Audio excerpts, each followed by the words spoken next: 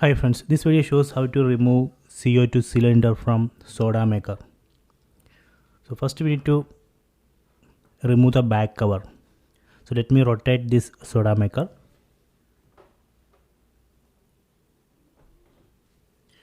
Okay, so here you can see two buttons, one here and one here. So we need to press both these buttons together. Just press, then pull. So that way we can remove the back cover. So let me show that. Just press and pull. See, and this is a CO2 cylinder. So next I am going to remove it. For removing this, we need to rotate it to left side. See, like this.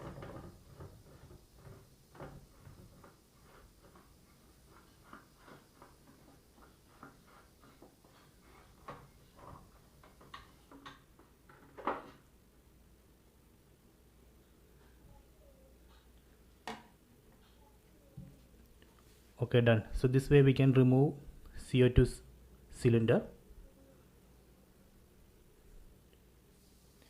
Okay, so please try this.